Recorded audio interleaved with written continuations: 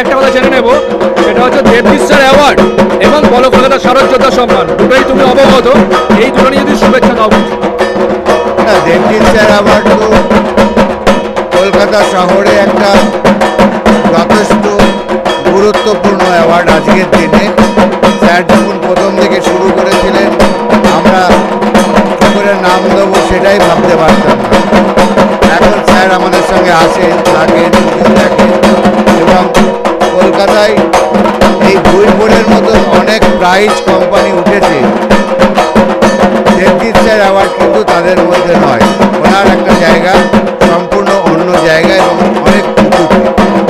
এবার সেই জন্য আমরা আয়োজক পুজো কমিটির পক্ষ থেকে দেবজিৎ স্যারকে জানাই আমাদের অঞ্চলের শুভেচ্ছা, রীতি ও ভালোবাসা।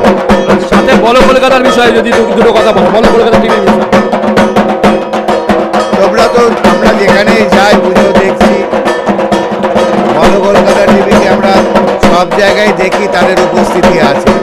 ন্যাচারালি তারা গলিতে গলিতে যেখানে যা কোনো অনুষ্ঠান হবে, শুধুমাত্র বড় বড় জায়গায় না দৌড়ে ছোটো ছোটো পুজো বা ছোটো ছোটো ঘটনাকে গুরুত্ব দেওয়া, এটাতে আমার মনে হয় আরও তাড়াতাড়ি মানুষের কাছে পৌঁছানো যায়।